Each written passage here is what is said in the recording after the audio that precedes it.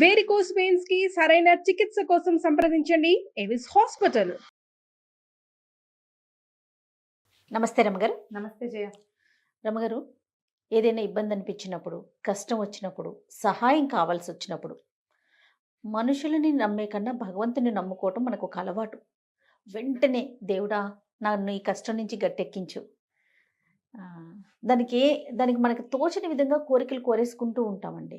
నాకు ఇదైతే అది చేస్తా, అదైతే ఇది చేస్తా, ఇట్లా అది సహజం కదా. కానీ ఇలా కష్టం వచ్చినప్పుడు భగవంతుని మనం వేడుకుంటాం. ఆయన డైరెక్ట్గా వచ్చి మనకు సహాయం చేస్తాడా? వివిధ రూపాల్లో కదా కనిపిస్తాడు మనకి. దాన్ని మనం గుర్తించుతాము. ఒక్కొక్కసారి కొంత లేట్ అయిందనుకోండి, నిందలు కూడా వేసేస్తూ ఉంటాం. భగవంతుని యొక్క సహాయం ఆశించటం ఎంతవరకు కరెక్ట్? చేసేది ఏంటన్నప్పుడు భగవత్ సహాయమే తీసుకోవాలి అంతే. ఇప్పుడు భగవంతుడు అంటే ఎవరు జనరల్గా మనం మామూలుగా ఒక చర్చలాగా చేద్దాం. భగవంతుడు అంటే ఎవరు? చుట్టూతా ఉన్న వాళ్ళు ఎవరూ కానివాడు, ఈ చుట్టూతా ఉన్న ప్రపంచాన్ని మనకి ఏర్పరిచిన వాడు. అంతే. మనని మనలాగా ఉంచినవాడు. ఇంకా ఈ సూర్యుడిని, చంద్రుడిని, నక్షత్రాలని, వీటిని వేటినో మనకు తెలియని వాటిని కొన్ని వేల జీవకణాలని మన చుట్టూతా ప్రపంచంలో కదిలేలాగా చేసేవాడు. ఈ గాలి ఆడిచ్చేవాడు, ఈ నాలిక కదిలిచ్చేవాడు, ఈ చెవి వినిపించేవాడు, అంతా భగవంతుడే. మనల్ని సృష్టించిన వాడు. మనం ఏం చేస్తాము? మామూలుగా హెల్ప్ ఎదురుకుండా వాళ్ళని అడుగుతాం. అడిగితే వాడు ఒప్పుకుంటాడు, చేస్తానని. వాడు ఒప్పుకున్నది కాదు, వాడిని ఒప్పించాడు దేవుడు. అంతేనా? అంతే. Master plan. ఇప్పుడు నీకు అడగబుద్ధి అయింది, ఓ 5-6 ఉన్నారు ఇక్కడ, ఇంత ఆఫీసుకి 10 మంది వస్తారు. రమ్మగారు ఏమైందో తెలుసా అని ముందు నాకెందుకు చెప్తావు చెప్పు నువ్వు. అదొక ప్రేమ, అంతే కదా. ఆ ప్రేమను కలిగి వాడెవడు? ఆయనే. అంతే. ఇది ఖచ్చితంగా ఇలా ఉంటుంది. ఇప్పుడు ఒక 4 ఉంటే కొంచెం సహాయం చేయండి అని ఒకళ్ళని అడుగుతున్నామంటే ఆ ఒకళ్ళని అడగమని మనకి ప్రచోదనం చేసిన వాడు భగవంతుడు. చేస్తాను అని వాడితోటి చెప్పించేవాడు కూడా భగవంతుడే. వాడు చేయనని చెప్తాడు. నీకు నిరాకరణ, నీకు ఇక్కడ రాసుకొచ్చావు, నువ్వు ఎవరు చేయరు. అప్పుడు మనం ఏం చేస్తాం? దేవుడా దేవుడా దేవుడా ఎక్కడి నుంచి అయినా సహాయాన్ని అందించు, ఏదో రకంగా ఈ పని అవ్వు, ఎవరినైనా సహాయంగా పంపించని పొరపాటును కూడా మనం అడగం. మన ప్రార్థన ఎట్లా ఉంటుంది? దేవుడా ఈ పని చేయవా, ఈ పని చేయవా. డైరెక్ట్గా ఆయనకి అప్పీల్ చేస్తాం. ఈ పని చెయ్యి, నా పిల్లాన్ని పరీక్ష పాస్ చేయించు. ఎలాగా? ఆయన వెళ్ళి రాస్తాడు. ఆ టైంకి ఒక కాగితం అందిస్తాడు.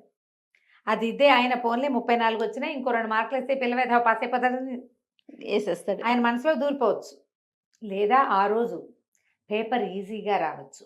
వీడు 4 లెసన్స్లో 2 చదివితే ఆ 2 ప్రశ్నలు ఇచ్చే ప్రచోదనాన్ని వాడెవరికో మహానుభావుడు ప్రొఫెసర్కి కలిగించవచ్చు భగవంతుడే. సో ఇవన్నీ ఎలా జరిగినట్టు? ఆయన స్వచ్ఛంగా వచ్చి, ఆయన ప్రత్యక్షంగా వచ్చి అదేదో మా ఊళ్ళో పరమశివుడు లాగా నడిచి వచ్చేస్తాడు, సైకిల్ ఎక్కువస్తాడా? రాడు కదా. అవును. ఎలాగో చేయిస్తాడు. ఈ ఎలాగో వస్తున్నది భగవంతుని వల్ల వస్తోందని మనం నమ్మాలి, మనం తెలుసుకోవాలి. పైగా నేను ప్రార్థించాను, పని అయిపోయింది అంటారు. లేదా వాడెవడో తెచ్చిస్తే వాడికి థ్యాంక్స్ చెప్తాం. మొదట థ్యాంక్స్ చెప్పవలసింది ఎవరికి? భగవంతునికి. అందుకని మనం ఏం చేస్తాం? మనకి అట్లా అలవాటు చేశారు, మొక్కు, ఈ పని అయితే ఇది చేస్తాను. మనం సహాయం చేసి తెచ్చిచ్చిన మనిషికి ఏమీ చెయ్యం. మనం మొక్కుకున్న భగవంతుడికే కదా తీరుస్తాం. అవునండి. తిరుపతి వచ్చి గుండు కొట్టించుకుంటాం, కాలు నడకని వస్తాం, అన్నారంలో సత్యనారాయణ చేయిస్తాం. రకరకాల మొక్కులు ఏదైనా సరే, ఏ ఒకటైనా సరే మనుషులకి చెయ్యం, భగవంతుడికి చేస్తాం. ప్రార్థన కూడా భగవంతుడినే ప్రార్థిస్తాం. కానీ మనకు తెలుసుకోవాల్సింది ఏంటంటే, భగవంతుడు మనకి పంపించిన సహాయం ఏ రూపంగా వచ్చినా తీసుకోవాలి అనేది మనకు అర్థం కాదు. వీళ్ళని మనుషులుగా చూస్తాం. ఇది దేవుడు పంపించిన చెయ్యేనని నమ్మం మనం. అది కదా మనం నమ్మాలి. అవునండి. ఎవరో ఒకళ్ళు ఆ టైంకి కరెక్ట్గా దేవుడు పంపించిన అంటాం నోటితోటి, దేవుడు పంపించినట్టు వచ్చాడు, దేవుడల్లే వచ్చాడు. భగవంతుడే వీళ్ళ రూపంలో వచ్చి ఇట్లా సహాయం చేశాడు. మనం ఎన్నిసార్లు మాట్లాడుకుంటామో ఈ మాట. అవును రమ్మ గారు. కదా. ఒక చిన్న కథ చెప్తాను చూడు. ఓ పల్లెటూరులో ఒక పేద బ్రాహ్మణ ఒక ఆయన ఉన్నాడు. చాలా శివభక్తి, ఏదో సుమారైన కుటుంబం. పాపం కొన్నాళ్ళకి వాళ్ళకి వండుకోవడానికి తినడానికి కూడా ఏమీ లేకుండా అయిపోయింది. సదాశివం ఆయన పేరు. విపరీతంగా ప్రార్థించాట పరమేశ్వరుని. రోజంతా నిరాహారంగా నిర్జలోపవాసం చేసి, భగవంతుడా నాకు సహాయం చేయి, పేదరికాన్ని తట్టుకోలేకపోతున్నాను, కుటుంబం అధ్వానం అయిపోయేలాగా ఉంది అని ప్రార్థన. రాత్రి తెల్లవారుచామున ఆయనకి పరమేశ్వరుడు కల్లో కనపడ్డాడు. కల్లో కనపడి, నాయన సదాశివం, నీ కష్టాలన్నీ నాకు అర్థమైనాయి. నువ్వు ఒక పని చెయ్యి, ఇక్కడి నుంచి 10 మైళ్ళ దూరంలో నాదొక దేవాలయం ఉంది కదా అంటే ఉందన్నాడు. ఆ దేవాలయం వాకిట్లో ఒక పెద్ద కొబ్బరి చెట్టు ఉంది కదా అంటే ఆలోచించు, ఉన్నది ఉన్నది. ఆ కొబ్బరి చెట్టుకి కాయలు ఉన్నాయి. ప్రతి కాయలోనూ మణులు మాణిక్యాలు ఉన్నాయి. నువ్వు వెళ్ళి ఆ కాయలు కోసి తెచ్చుకో. కాయ పగలు కొడితే మణిమాణిక్యాలు లభిస్తాయి నీకు. వాటితోటి నీ జీవితం సుఖంగా వెళ్ళిపోతుంది, నీ సంసారం బాగా వెళ్తుంది. భగవద్భక్తితోటి మసులు నాయన నిత్యము శివారాధన చేసుకుంటుండు, నీ తపస్సు జపము తపము మానబోక డబ్బులు వచ్చాయని అని బోధించాడు భగవంతుడు. తెల్లవారుజామున కళ నిజం అవుతుంది చూడు. సరే పొద్దునే లేచి ఏం చేశాడు, ఆ కళలో పరమేశ్వరుడు ఏం చెప్పాడంటే, దారిలో నీకు 4 సన్యాసులు కనపడతారు, వాళ్ళు నీకు సహాయం చేస్తారు అని చెప్పాడు. భగవంతుడు మొదట చెప్పింది ఏంటి, కొబ్బరి చెట్టు మీద కాయలు, వీళ్ళు 4 సహాయం చేస్తారు. తెల్లవారుజామున లేచేశాడు, మొహం కాళ్ళు చేతులు కడుక్కున్నాడు, స్నానం చేసేసాడు, శివారాధన చేసుకున్నాడు. భార్యకి పరమేశ్వరుడి ఆనతి ఇచ్చిన ప్రకారం వెళ్తాను, ఏది జరిగితే అది జరుగుతుంది అని చెప్పి బయలుదేరాడు. 10 మైళ్ళు నడవాలి కదా. నడుస్తుంటే ఒక సన్యాసి కనిపించాడు. ఆయన ఇట్లా తపస్సు చేసుకుంటాడు, కూర్చొని ఒక దండం పెట్టుకుని జపమాల చెప్తున్నాడు. ఈయన పోయి నమస్కారం చేసి, సదాశివం గారు, స్వామి నమస్కారం అండి, తెల్లవారుసామునే కలొచ్చింది, పరమేశ్వరుడు ఫలానా పక్క గ్రామంలో ఉన్న శివాలయం దగ్గరికి వెళ్ళమన్నాడు, మీరు సహాయం చేస్తారని చెప్పాడంటే ఆయన ఇట్లా అన్నాడు. పక్క నుంచి ఓ తాడు తీసి చేతులు పెట్టాడు. ఇప్పుడు తాడిస్తాడీనా, సహాయం కాదు కావాలి మనకి, తాడు కాదు. అదేంటండి, పరమేశ్వరుడు చెప్పింది ఏమిటి, మీరు చేసేది ఏమిటి, ఇది ఎందుకండి నాకు, మీ దగ్గరే ఉంచుకోండి, పోన్లేండి, ఏం సహాయం చేయకపోతే పోని అని ఆ తాడు అక్కడ పడేసి తీసుకోలే. సహాయం కావాలి నాకు, తాడు కాదు కావాల్సింది. ఇంకా వెళ్ళాడు. ఒక కుడి చేతి వైపున వచ్చి చెట్టు కింద ఇంకొక మౌని ఒక ఆయన కూర్చున్నాడు. అని కళ్ళు మూసుకుని ధ్యాన ముద్రలో ఉన్నాడు. ఈ సదాశివం గారు పోయి దండం పెట్టాడు. సన్యాసి అని ప్రత్యేకంగా చెప్పారు, కాషాయ వస్త్రాలు ధరించారు. అయ్యా నమస్కారం అండి, నాది ఫలానా ఊరు, నా పేరు సదాశివం, తెల్లవారుజామున పరమేశ్వరుడు కల్లోకి వచ్చాడంటే ఆయన ఇట్లా అన్నాడు. పక్క నుంచి గోను సంచి తీసి చేతిలో పెట్టాడు. పెట్టేసరికి తెల్లబోయాడు. అదేమిటి, కొబ్బరికాయలు కూడా సహాయం చేయరు మీరు అంటే ఆయన మౌని, నోటి నుంచి మాట రాదు. ఓ, సంచి కేసు చూశాడు ఆయన. సంచి వద్దండి, మీరు సహాయం చేయండి అంటే ఆయన మాట్లాడాల, కళ్ళు మూసుకున్నాడు. ఈయనకి అర్థం కాలేదు, ఇదేమిటి, వదిలే మీ సంచి నాకెందుకండి, ఉంచుకోండి, మీకే దేనికైనా ఉపయోగపడుతుంది అని ఆ సంచి మడతపెట్టి ఆ మౌని గారి వెనకాల పెట్టి నడవడం మొదలుపెట్టాడు. నడిచాడు. ఎంత దూరమో ఎండెక్కిపోయింది. అక్కడ ఒక ఆయన కనిపించాడు. ఆయన ఒంటి కాలు మీద నిలబడి తపసమాధిలో ఉన్నాడు.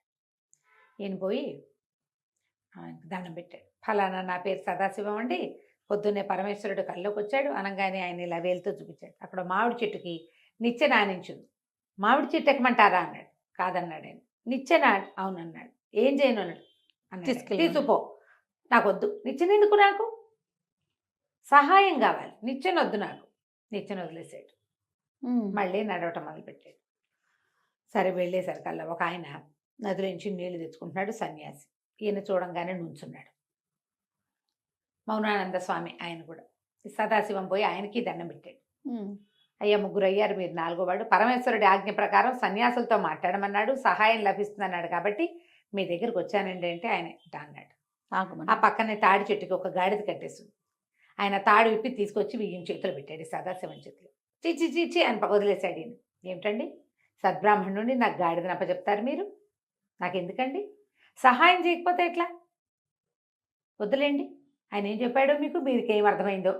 ఓ దండం పెట్టి ఈయనకు కూడా వెళ్ళిపోయాడు. దేవాలయం దగ్గరికి చేరాడు.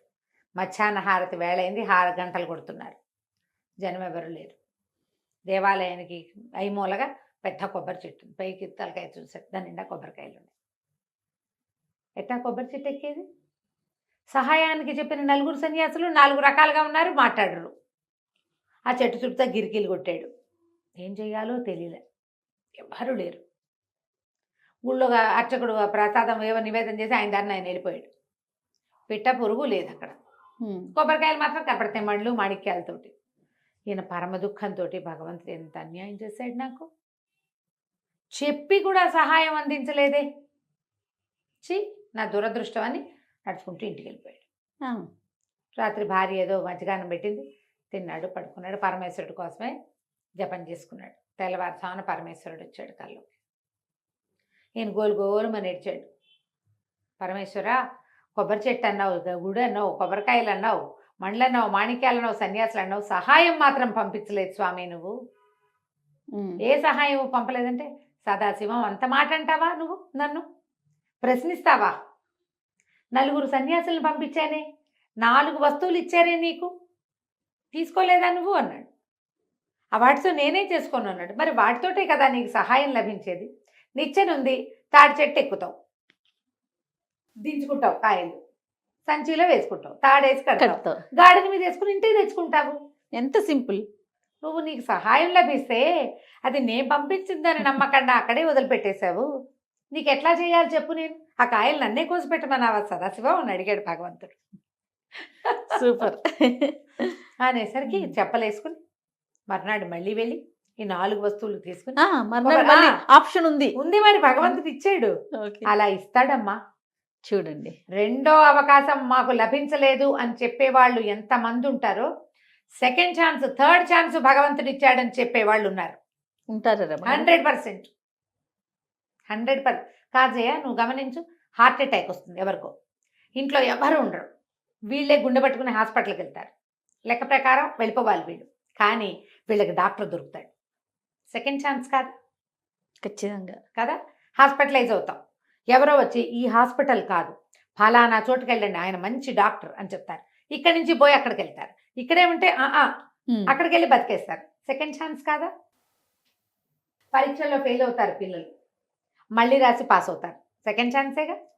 ఐఏఎస్లు ఐపీఎస్లు కూడా ఫస్ట్ టైం రాదు, సెకండ్ సివిల్స్ రావు, మూడోసారి వస్తుంది. బంగారు కొండలు. ఛాన్స్ తీసుకోకూడదు. ఏంటంటే మొదటిసారి విసిగిపోయి వెళ్ళిపోతాడు భగవంతుడి దగ్గరికి ఆయన్ని ప్రశ్నించడం కోసం. ఎవరైతే ఇక్కడే ఉండి ట్రై చేయడే ఎవడును. అవును అవును కదా, ట్రై చేయాలి కదా. సదాశివ నీకు కోపం వస్తే ఏం చేసి ఉండొచ్చు?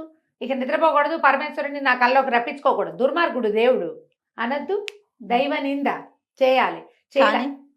చెయ్యకుండా స్వామినే అడిగాడు, నాకు సహాయం చేయలేదు నువ్వు అని. చేశాను, నువ్వు తెలుసుకోలేదు, ఇప్పుడు తెలుసుకో అని చెప్పాడు. వెళ్ళి చక్కగా మా కొబ్బరికాయలు తెచ్చుకుని కలిగినంతగా జీవితకాలము కలిగిన కుటుంబంగానే ఉండి ఎంతమందికో సహాయం చేసి ఎన్నో దేవాలయాల్లో ఎన్ని రకాల అవకాశాలు తీసుకున్నాడు. అంటే దర్శనాలకు వెళ్ళి అక్కడికి కావాల్సిన సేవాధికాలన్నీ చేసి అంత్యంలో పరమేశ్వరానుగ్రహాన్ని పొందాడు.